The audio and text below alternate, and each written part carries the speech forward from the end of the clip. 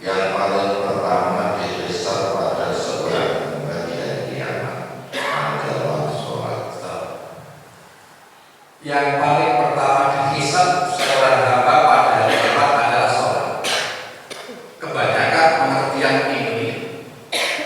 yang diambil hikmah pelajarannya ya subuh, zuhur, asar, maghrib, isya. Lanjut Mas. Jika sholatnya baik, maka baiklah seluruh amalnya. Sedangkan jika sholatnya buruk, maka buruklah seluruh amalnya. Nek subuh apik, seluruh subuh, zuhur, isya, maghrib, isya baguslah seluruh perbuatan kita. Kalau sholat 5 waktunya jelek, maka jeleklah seluruh amal. Berarti ada sholat sing apik, ada sholat sing elek. Gitu apa betul nggih? Sholat sing apik sing piye? Sholat sing elek itu sing piye? Nanti mari kita bahas bareng-bareng. Jangan ini mentah kemudian ini yang dipentingkan hanya ritualnya. Di luar itu kemudian lepas dari perhatian dan perilaku kita. Ente tambah bagus sing sholatnya apik terus ya liyane apik, maksiate apik. Ente berarti sing sholatnya sregep jaminan apa mboten? Mboten jaminan. Nah, kenapa kok tidak jaminan? Oke. Nah, kita awali bahwa perintah sholat itu bukan hanya pertama, bukan hanya kepada Nabi Muhammad. Uratannya surat 19 Maryam ayat 30 dan seterusnya. 19 ayat 30. Langsung aja nih Mas. Bismillahirrahmanirrahim. Isa berkata, sesungguhnya aku ini hamba Allah. Dia memberiku Alkitab, Injil, dan dia menjadikan aku seorang nabi. Dan dia menjadikan aku seorang yang diberkati di mana saja aku berada. Dan dia memerintahkan kepadaku mendirikan sholat dan menunaikan zakat selama aku hidup. Kanjeng Nabi Isa juga diperintahkan oleh Allah untuk mendirikan sholat, membayar zakat. Sebelum Kanjeng Nabi Isa ada Nabi Ismail, putranya Nabi Ibrahim, surat 19 ayat 54. A'udzubillahi minasyaitonir rajim. Dan ceritakanlah hai Muhammad kepada mereka kisah Ismail yang tersebut di dalam Al-Quran. Sesungguhnya ia adalah seorang yang benar janjinya, dan dia adalah seorang rasul dan nabi. Lanjut. Ceritanya Dan dia menyuruh ahlinya untuk bersembahyang. bersembahyang, bahasa Arabnya ini sholat di sini. Oke. Lanjut. Dan menunaikan zakat, dan ia adalah seorang yang diridhoi di sisi Tuhannya. Kanjeng Nabi Ismail juga diperintahkan sholat. Nah, terus kemudian Kanjeng Nabi Musa juga diperintahkan untuk sholat, surat 20 ayat 14.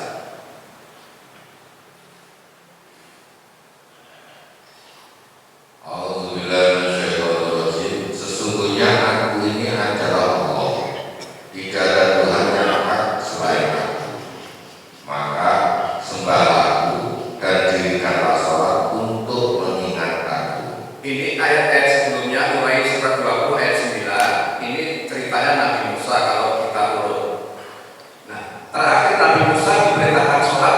Sholat tujuannya untuk mengingat Allah di zikri. Kemudian Kanjeng Nabi Muhammad juga diperintahkan sholat. Surat 29 ayat 45. Tapi ini diawali dengan perintah yang lain. Coba. A'udzubillahi minasyaitonir rajim. Bacalah apa yang telah diwahyukan kepadamu. Sampai situ dulu Pak Bas. Sebelum Allah mewahyukan kepada Nabi Muhammad tentang perintah sholat, Allah memerintahkan kepada Kanjeng Nabi Muhammad dan kita semuanya untuk utlu ma uhiya ilaika minal kitab. Bacalah kitabmu Al-Quran. Kalau kita sebelum diperintahkan sholat suruh membaca kitab, lalu fungsi kitab itu apa? Kok disuruh baca dulu? Surat 13 ayat 37.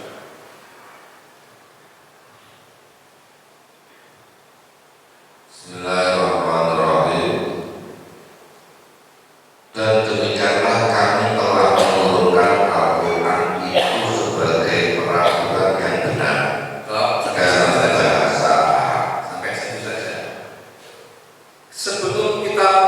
melaksanakan sholat, kita disuruh membaca kitab Al-Quran. Fungsi Al-Quran itu diantaranya adalah supaya kita tahu aturannya Allah. Artinya kita harus membaca, kemudian memahami aturan-aturan Allah. Setelah kita tahu aturan Allah, contoh aturan Allah itu sudah 103 contoh. Salah satu contoh saja.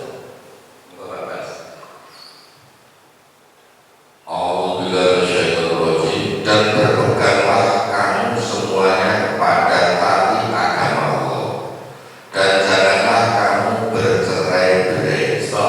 Kalau kita dilarang bercerai-berai, artinya kita disuruh rukun. Itu aturan Allah, aturan kehidupan ini. Kita disuruh rukun.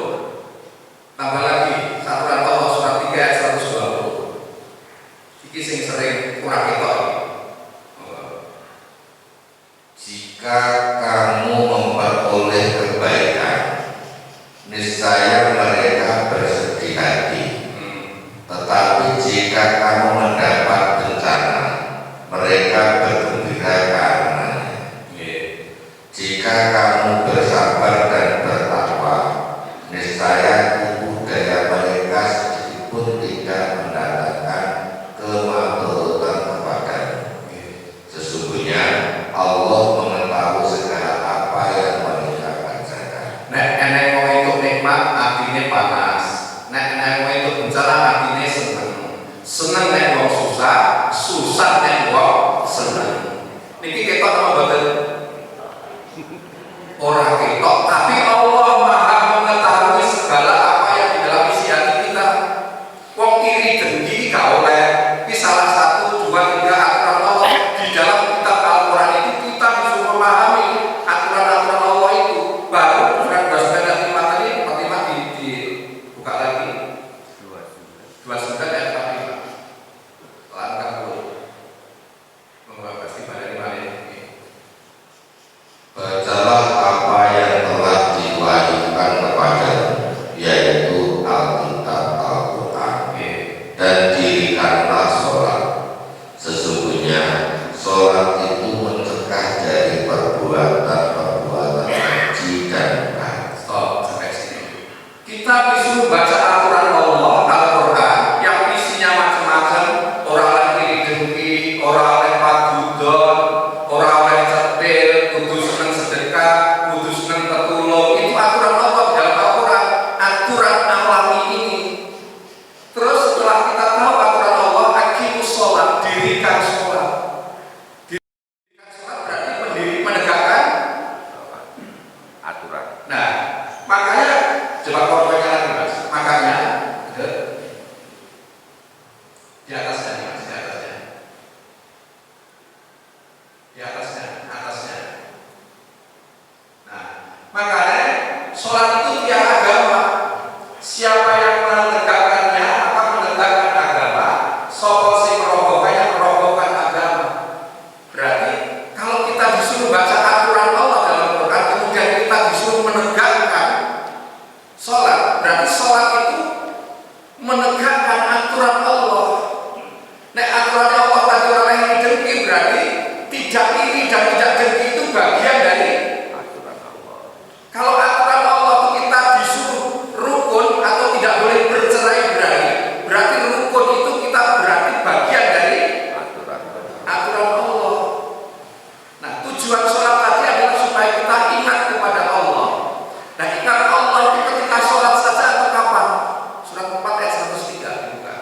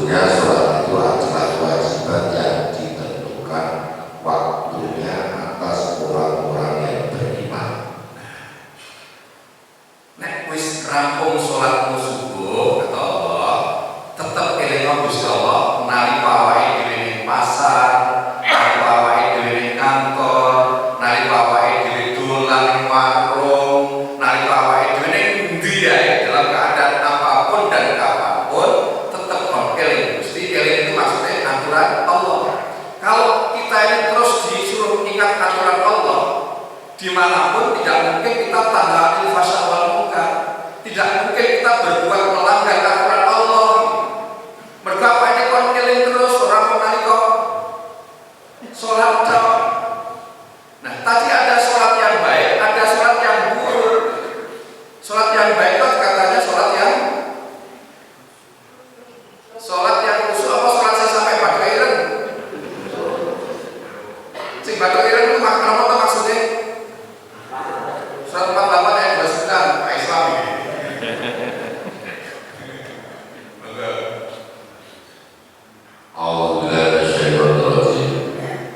Muhammad itu adalah utusan Allah, dan orang-orang yang bersama dengan dia adalah keras terhadap orang-orang kafir, tetapi berkasih sayang sesama mereka. Kamu lihat mereka rukuk dan sujud mencari karunia Allah dan keridhoannya. Tanda-tanda mereka tampak pada muka mereka dari bekas sujud. Orang yang berkasih sayang itu rukuk dan sujud, dan tanda-tandanya ada bekas sujud. Demikianlah sifat-sifat mereka dalam Taurat dan sifat-sifat mereka dalam Injil. Sampai situ. Tanda-tanda orang yang rukuk dan sujud itu ada bekas sujud. Bekas sujud itu artinya apa? Kalau saya contohkan begini, Pak Islam ini pergi ke sawah, bekasnya di sawah apa Pak Islam? Tangani kapal ke? Mergo yo maju, mergo yo apa bapak-bapak suka, akhirnya tangani apa? Itu bekas sujud, bekas ke sawah bagian. Tapi hakikatnya bekas ini sawah itu apa? Tangani apa? Apa hasil di sawah? Hasil siapa? Panenannya sepiro, lemu-lemu apa ora, hasilnya sak hektar pirang ton. Itu bekas kita ke sawah. Bekas kita sujud kepada Allah. Pertama, jengkul ireng, jengkul kulon yang disini ini yo ngapal, kadang kene yo ngapal, betul? Ini yo sing ngapal barang itu juga bagian dari bekas sujud. Tapi yang dimaksud bukan hanya itu. Ini Allah mengatakan demikianlah sifat-sifatnya itu. Jadi bekas sujud itu secara syariat monggo, arti bisuk-bisuknya sebagai ireng ya monggo, dikit tondo ya nggak apa-apa, monggo silahkan, saya tidak nyalakan yang batu ireng. Itu juga bagian dari bekas sujud. Tapi menurut Allah, bekas sujud yang hakiki itu adalah sifat-sifat kita. Contoh surat 70 ayat 16 dan 19 dan seterusnya.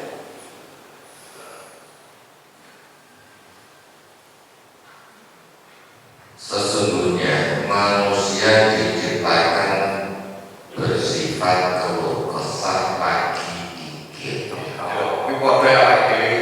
Kode mawon dosa sih. Aku ada dengan bisa mawon. Monggo. Apabila ia ditimpa kesusahan, ia berkeluh kesah. Kalau sini sahabatnya sangat kabupaten Luwu ya betul. Monggo. Dan apabila ia mendapat kebaikan, ia aman dikit. Nek TPP ini cair, menengah ya, bahasa Indonesia saya menengah.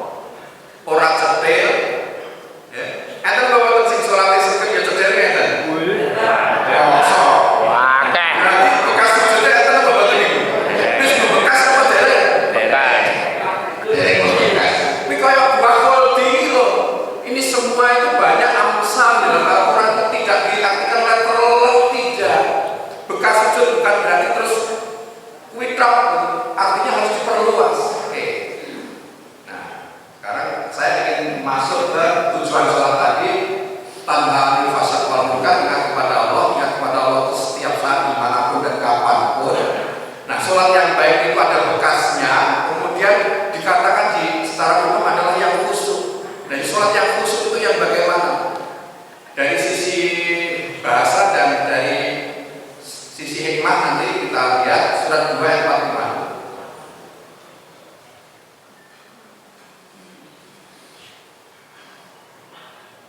Dan mintalah pertolongan kepada Allah dengan sabar dan sholat. Dan sesungguhnya yang demikian itu sungguh berat kecuali bagi orang-orang yang khusyuk. Ketika kita ada apapun, mintalah pertolongan kepada Allah dengan sabar dan sholat. Biasanya yang masalah bahwa ini terus sergap, apa tadi ya. Tapi mau bisa angel Mas Pak Bambang, bisa angel kejaba wong sing khusyuk. Awake dhewe sabar kuwi karo salat kuwi sing angel kata Allah. Iki berat kecuali orang yang khusyuk. Awake dhewe sergap salat, awake dhewe sabar itu masih belum cukup kata Allah, harus khusyuk. Bahasa Arabnya khusyuk itu khosyin. Nah, kemudian ini harus kita lengkapi dengan khusyuk itu. Dan yang khusyuk itu yang bagaimana? Ini yang akan kita ambil hikmahnya. Bagian dari peristiwa Isra Mi'raj itu perintah Allah Isra Mi'raj berupa sholat. Nah, yang khusyuk ini ada istilah lain, tapi maknanya tetap khusyuk. Surat 2 ayat 238. Pasalnya juga bahas. A'udzubillahi minasyaitonir rajim. Hafizu 'alas sholawati wassalawatil wusta wa qumu lillahi qanitin. Artinya, Pelihara semua sholatmu dan pelihara sholat wusta. Berdirilah karena Allah dalam sholatmu dengan khusyuk. peliharalah semua sholatmu dan sholat wusta. Jenengan sampai pernah melaksanakan sholat wusta apa dereng? Iki Quran ini. Wes, bilang rakaat ini. Kita rakaat kira-kira sholat wusta ini. Nek tahajud kita rakaat. Loro. Nek zuhur apa? Nek wusta kita rakaat. Dari kertas. Nek sing wis tau lakoni kok. Katanya ada. Nah, sholat wusta nanti kita bahas sebentar. Ini tadi kalau tadi surat 2 ayat 45 itu khosyin artinya khusyuk. Kalau surat 2 ayat 38 Al-Baqarah ini qanitin artinya khusyuk. Kita lihat khusyuk yang lain, istilah khusyuk yang lain seperti apa. Surat 3 ayat 17. Surat wusta yang nanti kita bahas. Wusta itu artinya apa kita bahas? Pertengahan. Nek bahasa sepak bola, Patrick Kluivert itu pelatih ya, Nek pertandingan ada namanya wasit. Wasit itu penengah. Wusta itu artinya tengah-tengah. Ada yang memaknai wusta itu asar. Mereka dimulai saka subuh, zuhur, asar, maghrib, isya di tengah-tengah asar. Nek lah mulai saka zuhur, asar, maghrib dari tengah, maghrib ke tengah-tengah. Nek lah mulai saka zuhur, nek lah mulai saka subuh, tengah-tengah asar. Ada yang mengatakan seperti itu. Coba nanti kita bahas wusta yang secara menyeluruh itu seperti apa. Nah ini ngasar kok. Waduh. Coba kita bandingkan nanti. Coba bahas. Yaitu orang-orang yang sabar, yang benar, yang tetap taat, yang menafkahkan hartanya di jalan Allah, dan yang memohon ampun di waktu sahur. Orang yang qanitin tadi, kalau di surat 2 ayat 38 tadi qanitin artinya khusyuk, ini qanitin artinya tetap taat. Sehingga orang yang sholatnya khusyuk itu orang yang tetap ingat kepada Allah dan taat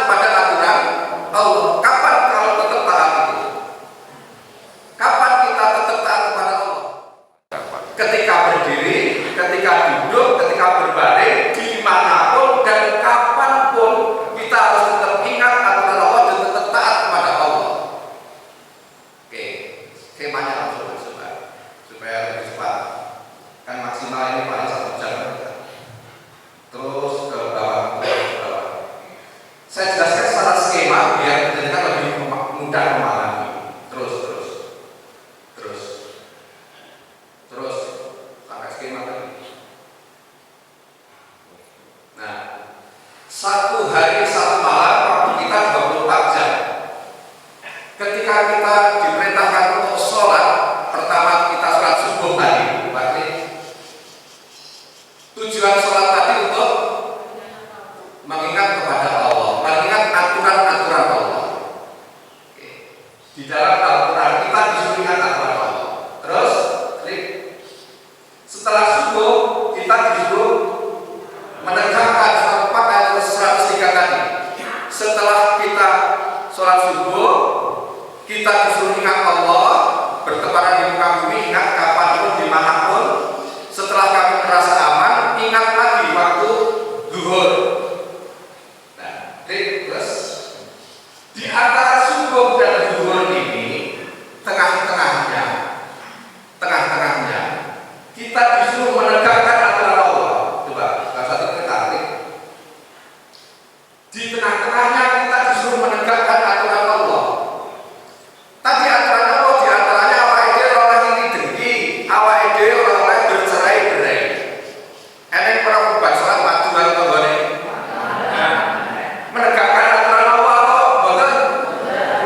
Enek para kubah sholat dijaluk suka isi kecil. Menegakkan sholat atau boten? Jadi yang dimintai tanggung jawab oleh Allah tadi, subuh itu apa setelah subuh benar? Nanti kau naik pasar, apa nanti kau sholat itu yang dimintai tanggung jawab Allah? Yang dihisab Allah, subuh itu, duhur itu, apa nanti kau naik pasar, nanti kau naik kantor barang? Semuanya dimintai tanggung jawab. Jadi hadis kanjeng Nabi tadi bahwa yang pertama dihisab itu adalah sholatnya. Orang yang subuh duhur itu, tapi termasuk padune, termasuk kecile berarti dihisab oleh Allah. Makanya nek sholatmu apik nek aturane Gusti Allah, apik kabeh amalmu nek kene apik. Iki nek eling-eling Gusti Allah, aturane Gusti dieling-eling bahwa padune ora oleh, iri dengkine SOS ora oleh, seneng nek wong susah-susah nek wong seneng iki ora oleh. Maka di sini akan dilaksanakan. Nah, kemungkinan di sini kita akan lupa. Mergo yang di kantor, mergo yang di pasar, kadang-kadang kalau ora tengah tonggo terus kemudian ngomong terus kemudian ngelek-ngelek ya, boleh salah mau kadang. Nah, di sini ini kita taati, kita khusyuk tetap taat kepada Allah. Jadi khusyuk itu sing ada bekas sujudnya. Bekas sujud dalam arti yang luas, yaitu bekas sujud sifat. Jadi orang yang khusyuk sifatnya dinilai mesti orang seperti utara. Orang yang khusyuk dinilai mesti loma. Mereka perintah Allah seperti itu. Oke, terus kemudian kalau dulu ada kemudian lupa kita diingatkan lagi. Jadi sholat 5 waktu ini sebagai reminder sistem untuk mengingatkan kita kalau kita ini lupa akan aturan Allah. Kita setelah subuh ini tadi, kita kemungkinan nanti jalan-jalan kemana? Mergo minggu jalan-jalan rapat di kantor. CFD. Jalan-jalan di Car Free Day. Car Free Day belum saya apa bakal cekak. Haji ya tak? Terus pikirannya kalau tinggi. Maka yang dihisab Allah nanti bukan hanya sholat subuh Pak Mustafa Haji. Semua dilihat surat 17 ayat 36. Dibuka lagi Qurannya. Surat 17 ayat 36. Dan kita dulu saya cekak mau Pak Mustafa Haji juga dihisab oleh Allah. Dan janganlah kamu mengikuti apa yang kamu tidak mempunyai pengetahuan tentangnya. Sesungguhnya pendengaran, penglihatan, dan hati semua itu akan dimintai pertanggungjawaban. Kalau nek Car Free Day Pak Mustafa Haji sing mbok delok apa, sing mbok rungokne apa, terus nek delok nek atimu ki piye, tetep dihisab oleh Allah. Bukan hanya sholatmu yang dihisab dalam arti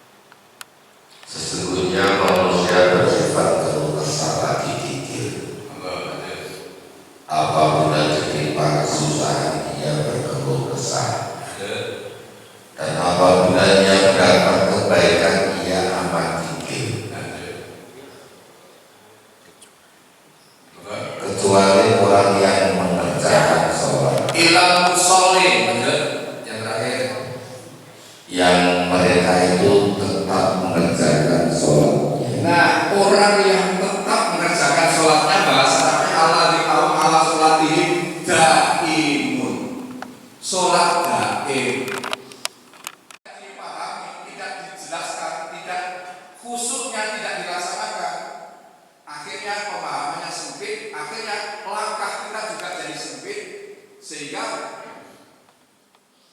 akeh sing sholat tapi sing tetep padu don karo koncone karo tanggane, mergo itu bagian dari mendirikan sholat sebetulnya, tetapi tidak dipahami itu bagian dari mendirikan sholat atau mendirikan aturan Allah Subhanahu wa Ta'ala. Pramila Bapak Ibu, sholat secara berjamaah seperti ini penting. Kaitannya dengan sholat jamaah ini apa sih hikmahnya? Surat 61. Allah menyukai orang-orang yang berperang di jalan Allah dalam barisan yang teratur, seakan-akan mereka seperti suatu bangunan yang tersusun kokoh. Allah menyukai orang yang berperang di jalannya dalam barisan atau soft. Bahasa Arabnya soft. Ketika kita sholat kemudian kita membentuk soft yang lurus dan rapat, itu seperti bangunan yang tersusun kokoh. Bangunan ini tersusun dari kayu, besi, batu, pasir dan sebagainya. Semua menyatu menjadi sebuah bangunan yang kokoh. Artinya apa? Hikmahnya apa? Ibrohnya apa yang bisa kita ambil pelajaran dari sini? Nah, kalau kita ini profesinya macam-macam dari berbagai macam kalangan menyatu di sholat jamaah ini, persatuan inilah yang menjadi kokoh. Karena persatuan ini menjadi kokoh, makanya janganlah kita bercerai-berai. Berjamaah itu berarti bersatu. Enek ora sing jamaah sebelah-sebelah tapi cedek wonge tapi atine ado ngeten. Sak jamaah sak masjid tapi atine ado ngeten. Iku jamaah apa? Namanya jamaah itu rukun. Makanya Pak Bas tahu mau sholat kan luruskan soft, betul? Mau pakai bahasa atau apa? Soft luruskan, maksudnya luruskan soft itu supaya kita ini rapat itu artinya rukun. Jadi orang rukun tidak sikil sampai lurus sampai rapat itu. Nek wong sing akhirnya mengartikan secara sempit, rapatkan soft sampai gandengan pun akhirnya sampai mepet pun akhirnya nek artinya tetap ada, orang jadi satu, namanya kurang rapat, orang rukun.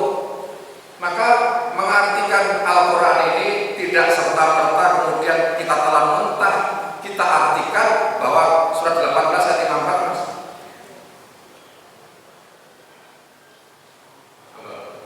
Dan sesungguhnya kami telah mengulang-ulangi bagi manusia dalam Al-Quran ini bermacam-macam perumpamaan. Dan manusia adalah makhluk yang paling banyak membantah. Di dalam Al-Quran itu bermacam-macam perumpamaan. Contohnya tadi, orang yang membentuk soft itu seperti bangunan yang kokoh, bangunan yang tersusun dari berbagai macam bahan, kemudian menjadikan satu, menjadilah bangunan yang kokoh. Itu ibrohnya, hikmahnya yang bisa kita ambil. Soft tadi, berjamaah tadi, dari berbagai macam profesi, petani, pedagang, pegawai dan sebagainya, menjadi satu komunitas sukun di dalam masjid ini untuk menjadi sebuah persatuan yang kokoh. Itu hikmah. Dan di Al-Quran itu banyak perumpamaan, banyak amsal yang harus kita kupas dulu. Karena dalam Al-Quran itu ada yang namanya mutasabihat, ada yang namanya muhkamaat. Surat 3 ayat 7.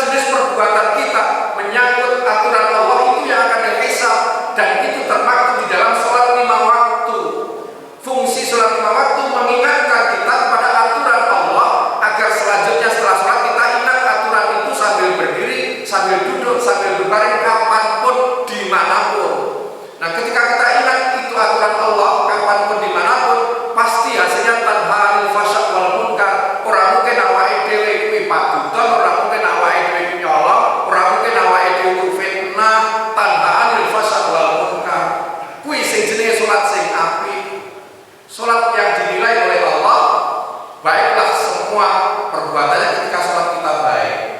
Jenengan nalika tunggu ketriki Rabbik firli warhamni wajburni niku sing jenengan pikir dosane jenengan apa pahalane jenengan. Padahal Rabbik firli ku napa maksudnya? Jenengan kelingan dosane napa mboten? Nalika Rabbik firli njaluk ngapura niku kelingan dosa napa mboten? Nek ora kelingan berarti surat 4 ayat 43. Surat 4 ayat 43. Hai orang-orang yang beriman, janganlah kamu sholat sedang kamu dalam keadaan mabuk, sehingga kamu mengerti apa yang kamu ucapkan. Jangan pula hampiri masjid sedang kamu dalam keadaan junub, terkecuali sekedar berlalu saja, sehingga kamu mandi. Dan jika kamu sakit atau sedang dalam musafir atau kembali dari tempat buang air atau kamu telah menyentuh perempuan kemudian kamu tidak mendapati air, maka bertayammumlah kamu dengan tanah yang baik atau suci. Sapulah mukamu dan tanganmu, sesungguhnya Allah Maha Maaf lagi Maha Pengampun. Yang saya ingin jelaskan, janganlah kamu sholat sedang kamu dalam keadaan mabuk sehingga kamu tahu apa yang kamu ucapkan. Nalika jenengan sholat, Rabbik firli ngerti dosane jenengan apa pahalane jenengan sing jenengan pikir. Nek ora ngerti jenengan berarti dawuh dosa iki dawuh dosa. Nek sing ora ngerti berarti sing mabuk itu boten mabuk omben, enten to? Pak Rodo. Tiang sing mabuk tapi stres miras. Stres narkoba, mabuk janda. mabuk judi online, enek mabuk cinta, enek mabuk jabatan, enek mabuk harta, enek mabuk kehormatan, enten to? Ada. Nah ini kata Allah, ojo kowe sholat nek kowe sedang dalam keadaan mabuk. Mabuk jangan diartikan minuman keras narkoba tok, tapi sehingga kamu ngerti maksudnya sholat kuwi. Masalah apa aja maca Quran kuwi ora angen samanane napa maca Quran cepet-cepetan. Yang selama ini kita laksanakan tadarus Ramadan nanti maca Quran cepet-cepetan, pokoke-pokoke khatam napa maca Quran samanane. Kata. Makanya tombol hati itu enek limo ing wernane maca Quran angen-angen samanane. Nek ngerti samanane awake ngerti aturane Gusti. Nek ngerti aturane Gusti awake dhewe kon menegakkan aturane Gusti. Itu yang dikatakan mendirikan aturan Allah atau mendirikan sholat. Buat awal. Muga-muga tambahan bahwa hadis sing Kanjeng Nabi dawuh boten salah, leres 100% bener. Pertama sing dihisab nanti sholatnya, nek sholatnya api kabeh apale, nek sholatnya rusak kabeh apale, karena dalam arti mendirikan sholat itu mendirikan atau menegakkan aturan Allah. Makanya as-sholatu imaduddin, sholat itu tiangnya agama, tegno aturan Gusti. Tegakkan aturan Gusti itu. Nek menegakkan aturan Allah, menegakkan agama Allah.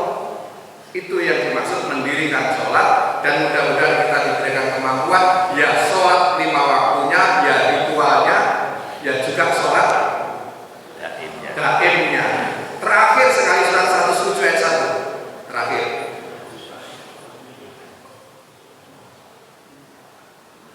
Tahukah kamu orang yang mendustakan agama?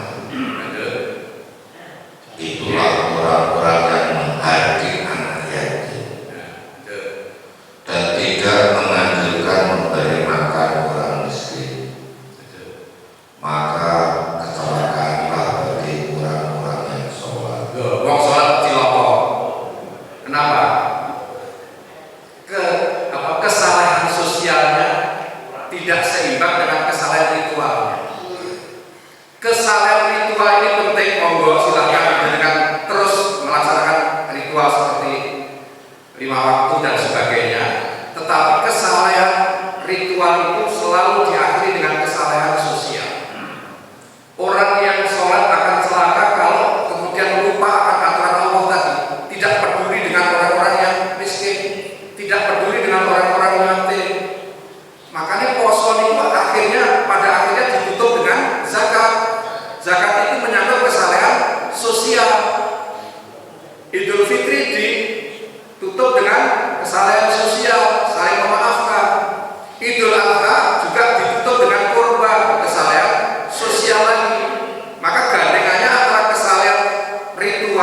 dan kesalahan sosial ini harus seimbang. Tidak bisa kita salah ritual dok, kemudian sosialnya kita lupakan. Maka celakalah fawailul musholli, yaitu orang yang lalai dalam sholatnya. Lalai itu bukan berarti satu sisi yang kita lihat. Lalai itu berarti lalai akan aturan Allah tadi. Semuanya satu lingkaran tadi. Kalau kita lalai akan aturan Allah, itulah orang yang celaka juga. Walaupun ritualnya bagus, tapi kalau lalai akan yang lain, ya tadi kata Kanjeng Nabi, turun semua amal perbuatannya, tapi sholatnya rusaklah semua amal perbuatannya. Maka sholat yang khusyuk ini sholat yang tetap di dalam ketaatan, kalau tetap berarti dimanapun, kapanpun kita ingat akan aturan Allah Subhanahu wa Ta'ala. Inilah yang hasil dari Isra Mi'raj berupa perintah sholat. Kita maknai perintah sholat itu perintah yang secara menyeluruh, bukan sepotong-sepotong, sehingga apa yang kita laksanakan ini nanti menjadi menyeluruh, tidak sepotong-sepotong seperti pemahaman yang selama ini kita dapatkan, sehingga langkah kita itu menjadi menyeluruh dan bermanfaat untuk semua kalangan. Terima kasih, kurang lebih mohon maaf. Assalamualaikum warahmatullahi wabarakatuh. Sallallahu ala Muhammad, sallallahu alaihi wasallam.